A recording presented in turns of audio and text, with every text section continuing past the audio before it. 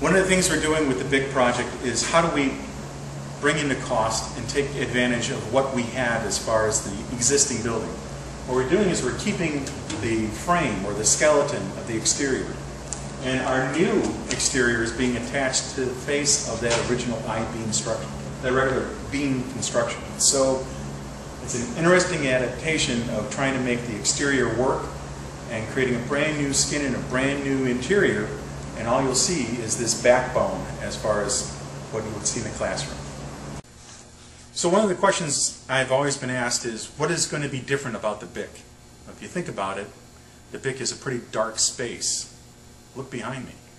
The amount of light that we're getting from a center courtyard is going to be so much more dramatic because we're finding ways of making that light move through the building rather than being isolated and cut off. This is going to be a common student area for a lounge.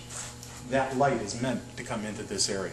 So the building is going to be brighter, which is one of the core requirements that we had for the BIC. Make it lighter, and we have. So what's different? What's the biggest change in terms of the BIC? It doesn't seem to be that complicated, but looking out the window is one of the biggest requirements. And one of the things we've done is replaced all the glass, but we replaced it with two types. One is normal clear glass, and then there's the type that we see here with the shading.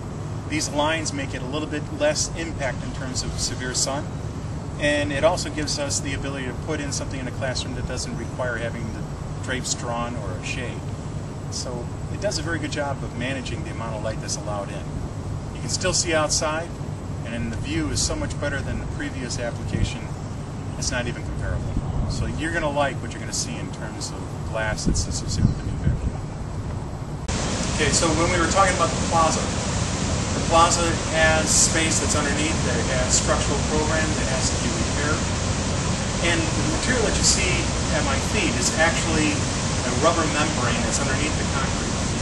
This is that other piece to make this plaza work. It's ensuring that the water doesn't go against the building and travels away. This is the kind of work that we're doing underneath the system to ensure that it's waterproof. We can start from scratch and build it back up again. So it's the right way to do a plaza.